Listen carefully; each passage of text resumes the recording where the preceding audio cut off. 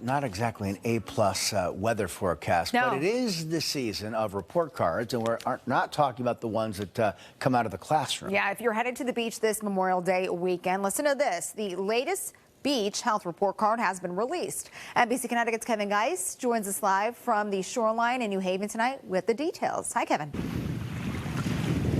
Yeah, Kevin Amber, good evening. We're talking about a pretty in-depth report card here. It's a pretty thick book. It has just about every single beach in Connecticut listed inside. Now, when we're talking about beach health, we're not talking about the health of the sand or any trash that's covering the physical beach itself. We're talking about the shallow water that someone might be swimming in. Now, the good news is the majority of Connecticut's beaches are doing really well.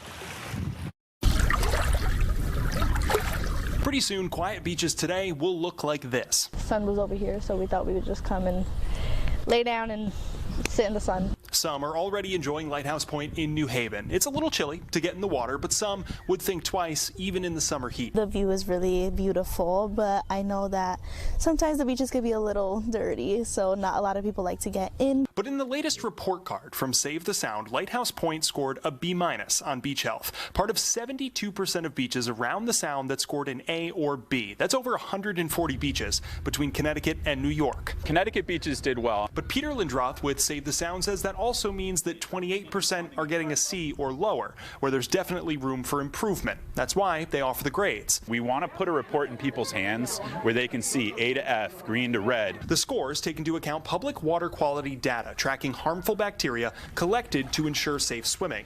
Lindroth says runoff is the biggest threat to healthy beaches. Precipitation brings polluted stormwater, unfortunately, runoff from hardened surfaces to our local waterways. Other threats include septic systems and animal waste. Lindroth says by showing people the trouble spots, they can take action and encourage their municipality or local lawmakers to move too. Encouraging investments in green infrastructure at a very large scale. The most important part, according to those who call the shoreline home. The next step, I guess, is to try to get government and people to act better and protect those beaches.